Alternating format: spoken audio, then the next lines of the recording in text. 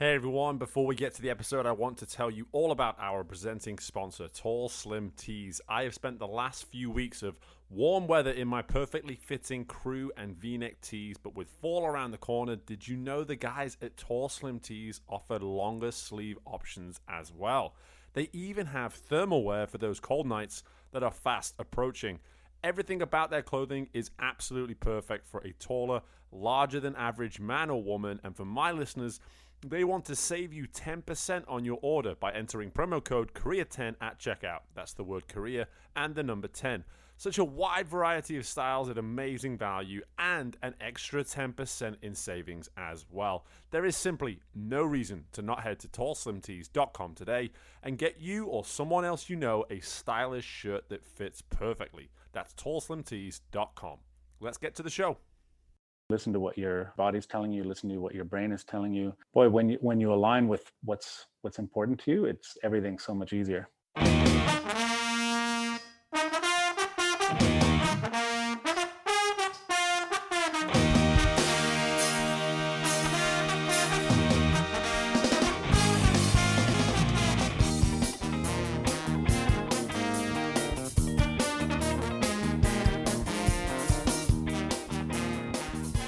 Hi there everyone, and welcome to the latest installment of Career Competitor with me, Steve Meller, and as a member of the CG Sports Network, we are the show that seeks to light the competitive fire within you in order to succeed within your career. I am looking forward to welcoming in our guest today who has some terrific perspectives on human connection and business development. But firstly, let me encourage you to give me a follow on Instagram at career_competitor and also connect with me on LinkedIn, as these are my two main outlets for all content surrounding the show. Specifically, check out my Food for Thought Friday, where I am asking for insight in response to my teachable takeaway that I share at the end of each episode. And piggybacking off this, I would also love for you to head to careercompetitor.com, where you can share your thoughts on this and any other episode you may have listened to recently.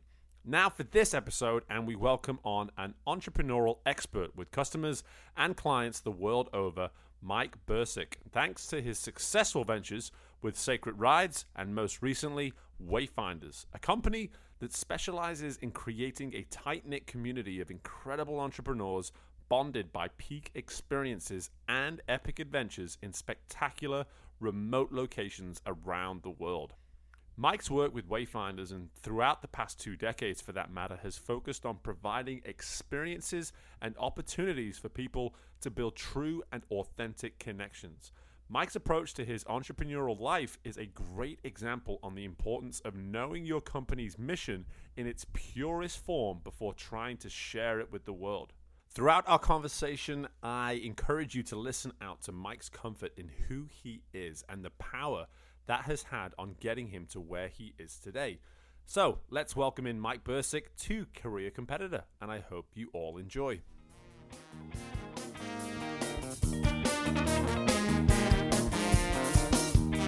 All right, well, I am so excited to bring on Mike Brcic to the Career Competitor podcast this morning. First and foremost, Mike, how are you? I'm doing pretty great, thanks. Pleasure to be here. Yeah, I'm so excited to have you on the show, Mike. North of the border as well. Tell everybody where you are this morning. Yeah, I'm in Toronto, Canada, bustling metropolis.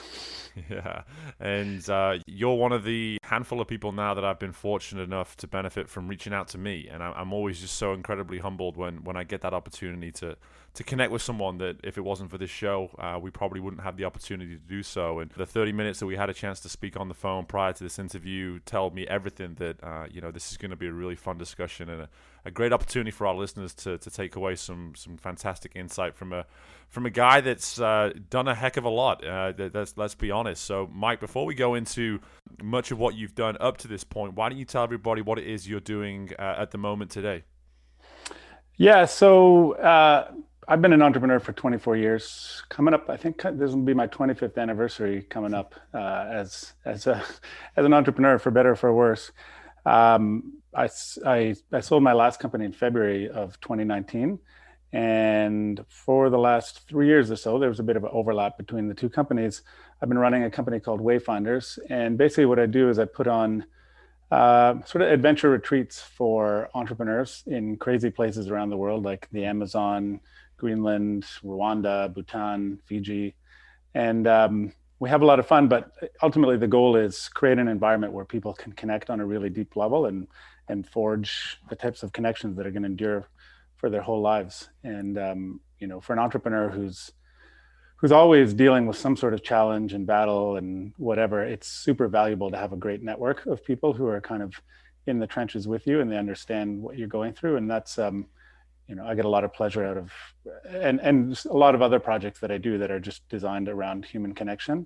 Mm-hmm. So it's been a blast. I get to, I get to combine my love of travel and love of adventure with my love of humans and human connection. And it's, I couldn't be more grateful. And obviously things are on a little bit of hold right now, but have a full slate of stuff happening in 2021, and I'm excited.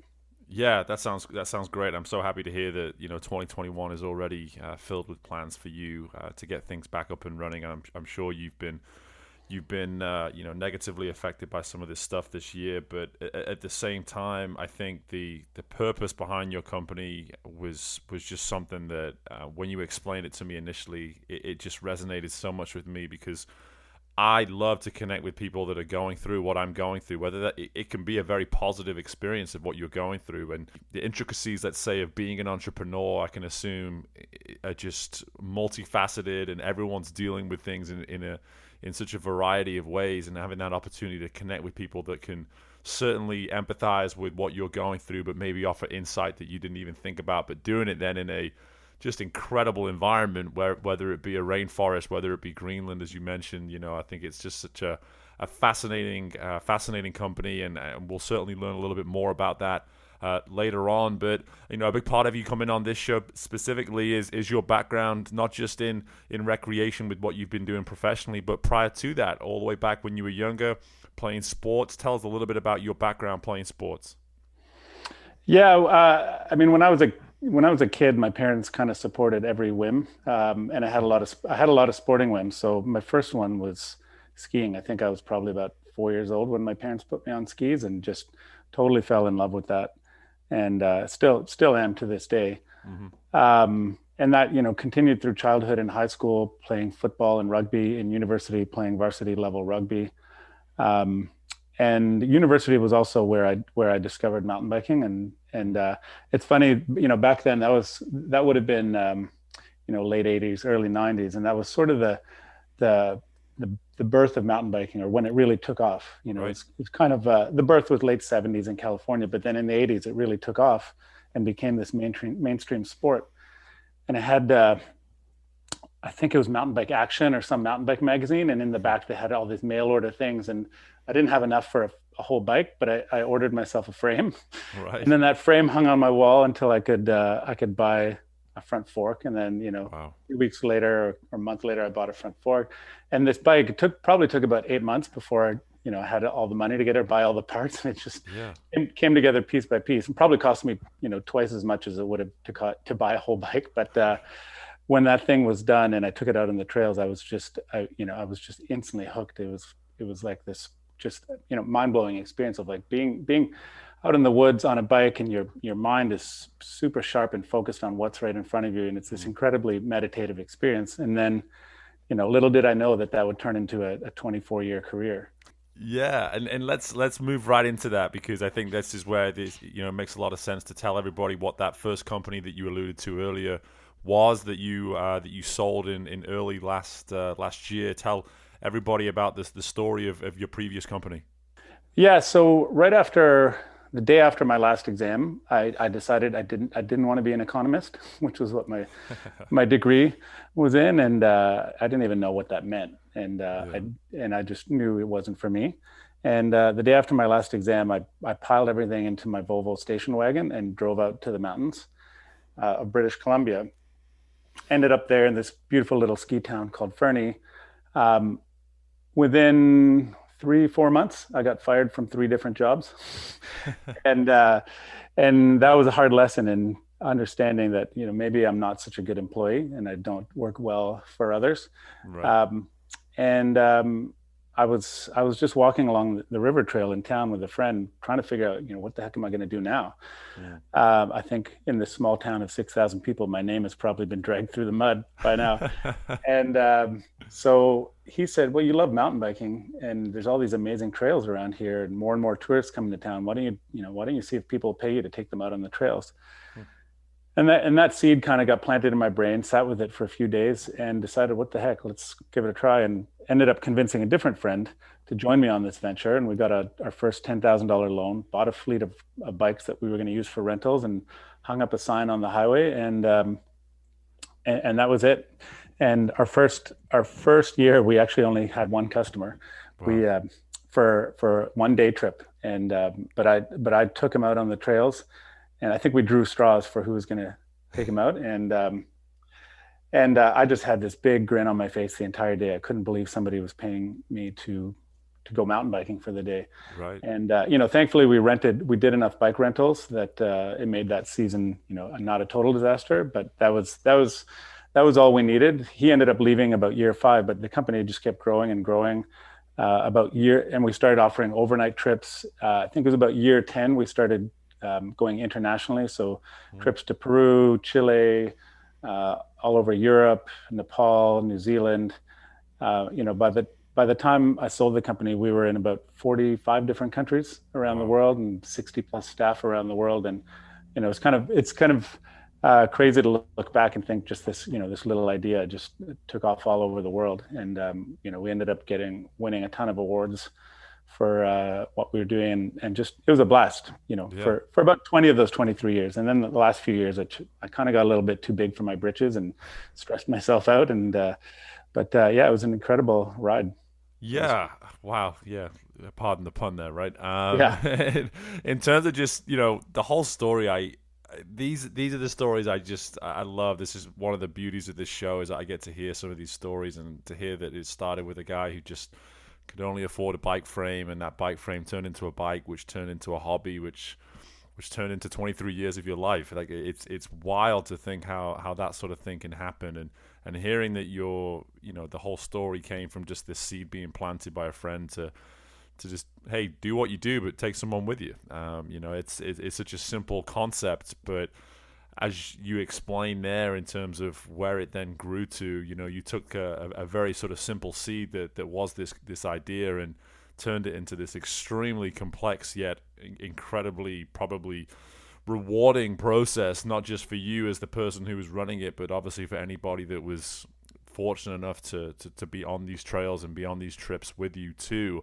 And clearly, for anybody listening, it should become clear at this point that one of your main passions in life is simply just connecting with others, or being that source for people to connect with one another. So what is it specifically that gets you so excited and clearly fires you up to bring people together, to connect people with one another, and just be that resource for others to have that opportunity to connect? Yeah, if I'm being honest about that, it comes back to my childhood, being an only child. Also going to school fairly far away from my neighborhood, so I didn't have my school friends to hang out with on the weekend, and I was a bit of an outsider at school, and kind of, I guess, just feeling a bit left out and a bit of an outsider for a lot of, and going into high school, and I'm sure a lot of people can relate with that feeling. And then later in life, becoming a lot more grounded in myself, and forging, really authentic, deep connections with people, and just feeling how satisfying and nourishing that is to have those relationships. And so a lot of it, I think, comes down to just wanting that same thing for other people, and also this recognition that most people do not have a network of deep, meaningful, satisfying relationships to draw on. They might have some good friends, but they're very surface level connections, or perhaps they're feeling really isolated. And all of my experience and all of the research that I've done shows that is the number one driver of human flourishing and well-being. And so for me to be able to provide that for other people is incredibly meaningful, incredibly fulfilling. And everything I do, whether it's an event in the Amazon, or whether it's I do this dinner series in Toronto, when when I get emails from people or calls or whatever, and they tell me, thank you so much for the incredible care you put into this, and the connections that I made that evening were wonderful. And when I hear that, friendships, enduring friendships have resulted as a result of what I do, and in some cases, love relationships as well. Yeah.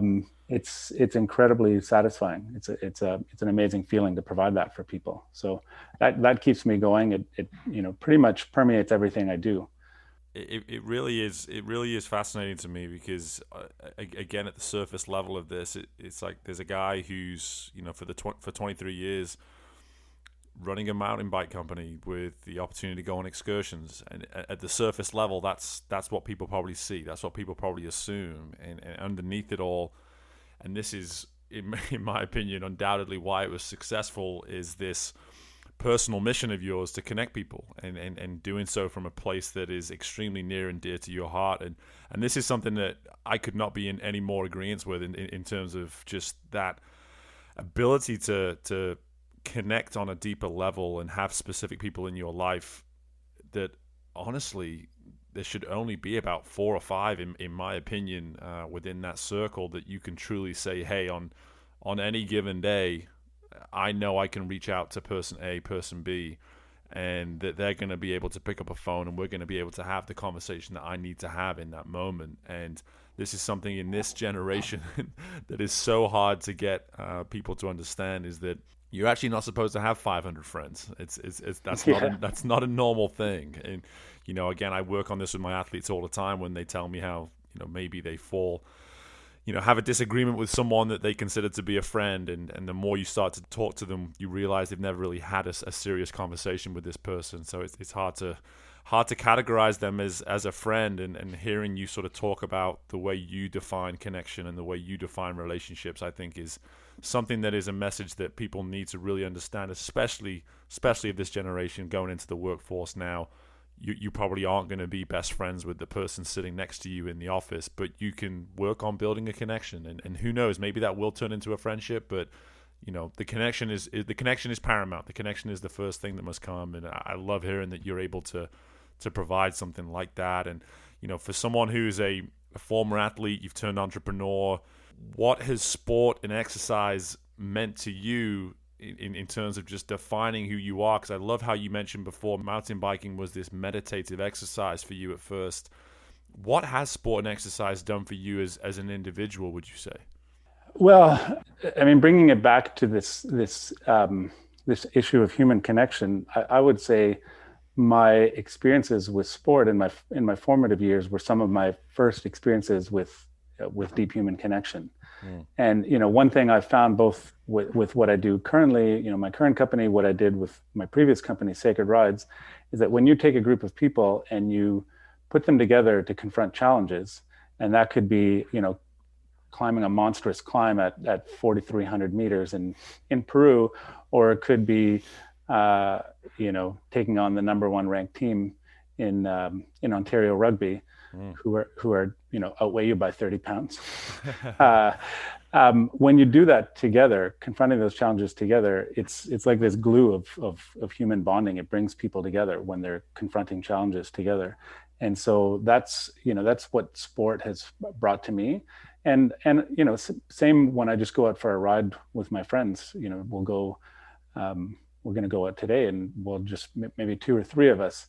But that act of just sweating together and grunting together and falling together and stuff like that's that ultimately is what sport has meant for me. And also, the other big thing that it brings to me is learning more about myself and my ability to overcome challenge.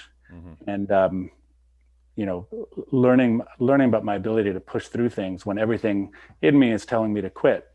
When I can dig down and find that extra gear or whatever it is. And I think back to one of my experiences in Greenland. I was basically guinea pigging a new trip that we were going to launch. It was a fat bike trip that started at the ice cap and went 110 miles to the coast. And on a fat bike in snow, you're only going about 3 miles an hour at best. Right. So it's very slow plodding work. but our days were extremely long, like 8, 9 hours. And it's so cold that you can't really stop. You stop, Yeah. you start. So it's just nonstop grinding. And I remember, I think it was the second day of this trip, and we were about 6 miles away from the cabin. Mm. And the I was with a photographer and writer, and she was really fit, and she had kind of blown past me. She was almost at the cabin, and with there was two snowmobiles as our backup, and one of them had gone to light the fire, get dinner going, all that kind of stuff, and one was behind with me. And he checked in with me and said, "How you doing?" And I said, "I'm good. You can go back to the cabin. I'll see you there." I thought it was about a mile to go to the cabin. I don't know why. It was about 6 miles to go. Wow. And he took off, and within about 5 minutes, I completely hit the wall, and just everything, like no energy left. We were on a frozen lake, and I just laid down on that lake, and I couldn't move my legs, I couldn't move my body, anything. I was just lying on this ice, and I was there for about 10 minutes, freezing, getting colder and colder by the second, and wondering, are they going to come back for me? Because I told them to get going, and I told them I was good. And I realized after about 10 minutes that they probably weren't coming for me, and I needed to get my ass up and get moving, or I was going to freeze and die on that lake there. And I got back on that bike, and it was took every ounce of mental fortitude to just move my legs, and for the next, it was about over an hour to get to the cabin. For the next hour, it was just, I was focusing on one pedal stroke at a time. Just turn your legs. And if you can turn your legs once, just turn them a second time and just keep going. And I've never been that exhausted or that challenged in my life. But, that taught me something a little bit about my ability to, deal with adversity. And I still think back to that moment whenever I'm confronted with a big challenge in my life. It, could be with work or relationships or whatever. And that carries over into the rest of my life, and is has been a great learning lesson for me. Absolutely. Wow. Talk about just one pedal at a time, just having that ability to, at a time where, you without a doubt, you're in desperation mode, and you're finding a way to still remain true to understanding that, listen, there's a process that I need to follow in this moment. I can't get too caught up about an hour from now and getting to the cabin and thinking about the cabin. I need to actually think about this next pedal, and then the pedal after that, and then the pedal after that. And if I remain present and think about those things, then where I'm trying to get to will arrive. I think that's such a powerful message. And goodness me, I mean, I think about some of my hardest stories as an athlete. I don't think I was ever in that area of desperation. I actually recorded videos for my wife and kids, because I actually thought, there's a chance that I might not make it. Right, this could be it. Absolutely. It was that crazy. Yeah, goodness me. Wow. Just an incredible story. And one thing that really came to me while you were talking there, and I think you referenced a rugby team that you're playing for. Yeah. My thought was really more just about the connection and the relationships that you've been working through with all of your work up to this point, and really just the impact that can have on a team. Because a lot of what we've talked about so far is more of that individual person-to-person connection, maybe not thinking about the team component. What, in your experience over the last 25 years, could you maybe pull from and give us some insight on, in terms of maybe some of the work you've done that's really elevated and improved that connection within teams? Yeah. I mean, I've been working with, if you take the broad definition of team, which a group of, 10 people going to Nepal for 12 days of mountain biking, that's kind of a team. Definitely. But most recently, I've been doing a lot of facilitation work with teams in companies. And my work is centered around creating more connection and psychological safety. And psychological safety is just this notion of, can I trust the people around me? Can they trust me? Can I bring my whole self to this place without having to hide parts of me?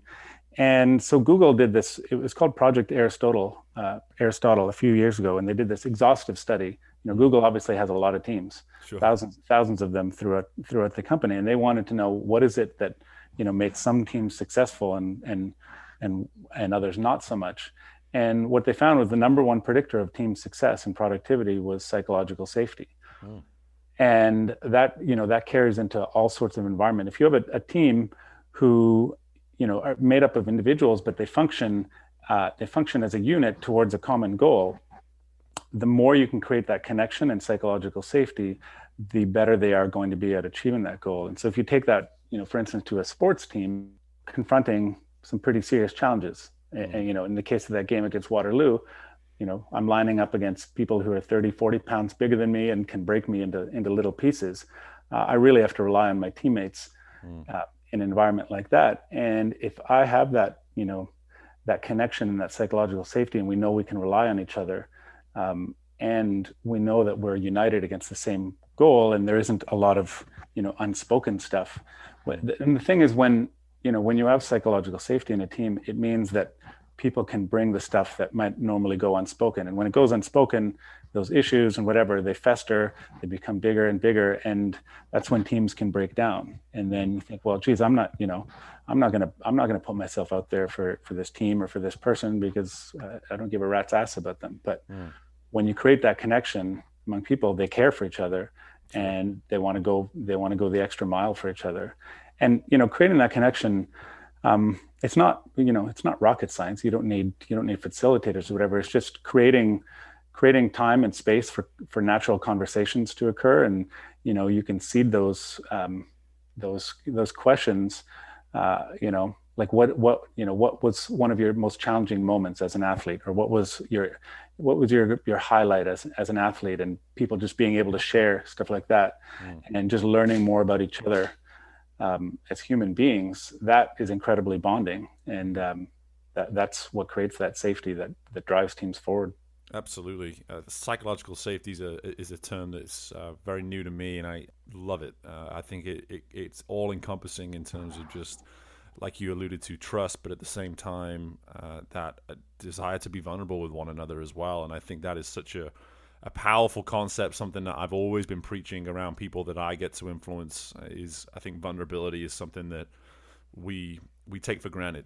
We don't necessarily appreciate the power of it. And so with that in mind, is, the more we can bring it to the forefront of our discussions, the deeper those connections can become, and the easier it's going to be to have that psychological safety, as you mentioned. And just all really insightful, incredible stuff, Mike. And just one area I'd love to cover for a lot of our listeners, I know for a fact, are either still going through school or new to the workforce. And with that in mind, as someone who's had this 23-year experience working with Sacred Rides, and decided that it was time to sell the company, move on, and create a new company in Wayfinders, and now move into that venture. Can you maybe speak about one or two things that were, let's call them warning signs, or just signs in general, that told you, listen, now is the time for me to walk away from this and start thinking about something else? Because I think this is something that, especially people new to their careers, and you mentioned that you were fired 3 times in 4 months when you first started your career. Some people that get into a job and they just assume, I need to stay here for X amount of time, otherwise it won't count or it won't be enough. What do those signs look like in terms of, hey, it's time to maybe move on and try something new? Well, to be honest, this is something I've only become better at in the last couple of years. I think looking back at my previous company, I think I ignored a lot of signs for several years, and probably stuck around in that company maybe 4 or 5 years too long. And I have zero regrets at this point. I learned so much in those last few years, but a lot of it is just taking the time to stop and listen. Listen to what your body's telling you, listen to what your brain is telling you. It's very easy for most of us to just get caught in the day-to-day, and just you're go, your foot's on the gas all the time. But taking time to really understand understand yourself. And for me, it was a painful process. My last few years in that company, I was really pushing growth. I brought on a ton of investors, hired a lot of people, really ramped up the stress level. And, I'd become dissatisfied going back a number of years. And I thought, well, I need some new challenges. I'm going to, raise a whole bunch of money, and then I'm going to expand. And, I was expanding something that I'd outgrown, and I'd sort of done everything I wanted to do with that company. And the roller coaster ride of my previous company, there was times where, the company was on the brink of disaster, Mm. and I could have recognized that as a sign to move on, but I stubbornly persisted. Right. And I'm glad I persisted during Of those course. moments, because it led me to all kinds of other wonderful things in my company, and it taught me lessons. But then, with the last one, like I said, with the last few years, ultimately it was a recognition that, hey, I've done everything I can with this company. My energy is no longer there, and that's, if you're finding it really hard to to just do basic things, with your work, for instance, Mm. that's probably a sign that you're just not in alignment with it. And sometimes we just got to, it's not that easy. It's not a great job market out there, that's for sure. Sure. So sometimes we got to push through, but keep in mind and pay attention to those subtle internal cues that when you're not feeling it, say, hey, maybe this is a sign, right? And boy, when you align with what's important to you, it's everything's so much easier. Yeah, that's some beautiful stuff. As someone who's done a lot of inner work himself the last 5 years, it sounds like we've been on a very similar course in that regard, in the sense of doing a lot of personal reflection. And I like the way you put it, of finding that alignment, and so it's easier to flow. And it should be that simple in many ways. Understanding that, how can it possibly flow if the alignment's off? Everything has to be aligned. And for me personally, understanding so much of what you actually discussed earlier, with that ability to have deeper connection, and that willingness to show adversity during difficult times. I think all of those abilities, all of those things that you can actually do, are much easier to do when you're very comfortable with who you are, and your inner being, and hearing that you had to get to the sort of the stressful point to realize that, listen, something needs to change. I can very much relate to that as someone who's gone through it himself. But one thing before I let you go, Mike, I really wanted just to kind of get to this in the sense of, you the competitor. You've referenced a few times now the different components in your life where you had to compete. You had to find a way to either fight back or find ways to stay ahead. For you now on this somewhat new adventure with what you're doing with Wayfinders, talk about what you're going to maybe define as a win when it comes to this new company now. What creates that fire within you as a competitor for this company to be a success? Yeah, great question. I mean, for me, it's I've taken a very different approach with this company. And I from the get-go, I decided I would only do 2 events a year, 25 people per event, and I would put my heart and soul into those events and make them as amazing as possible. And I've resisted all kinds of opportunities to scale, and people approach me, hey, will you help design my event for me? And for me, ultimately, is the win is, can I do work that is really meaningful to me, but have plenty of other time to pursue other things. And I've kind of gotten away from this this notion, which I think is very popular, that work is the place where we seek our purpose. Work is definitely one avenue where I seek my purpose, but it's not the only one. Mm-hmm. And I find a lot of purpose in being the best father I can be, the best husband I can be, the best friend I can be. And so to me, the win is really just continuing to find more and more alignment in the work that I do and in the relationships that I have.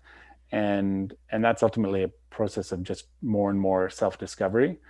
And like I said, and when you bring that to your work and to your relationships or whatever, people are attracted to that. They don't feel they just feel attracted to, hey, this is somebody who's being completely authentic about what they're doing. I don't feel like I'm being sold to. I don't feel there's any pull or push towards anything. And the more I can do that, the easier everything becomes. And ultimately, from a business perspective, a win for me is just continuing to drive huge value for my clients, my customers. And ultimately, if they are happy, then I'm happy. And then it just makes things easier again, because they just want to keep coming back. They keep telling their friends. And so I've always even with my previous company, I always maintained the best marketing is just having the best product out there. And you do that, you don't I don't spend any money on marketing. It's all done for me. So when I have customers just raving about me and sending their friends messages and to me, then that's a big win for me. Absolutely. Well, it all sounds incredible, and with that in mind, Mike, tell everybody listening where they can maybe find out more about Wayfinders, about yourself, just really anything that you can maybe provide. Yeah, I mean, publicly a lot where myself is showing up these days is in the blog, the Wayfinders blog. So I write a lot about alignment and how to find more meaning and fulfillment and joy from work and life and all that kind of stuff. So it's way-finders.com, and if you go there and click on the blog link in the nav menu, you can find that. And yeah, that's probably the best spot to start.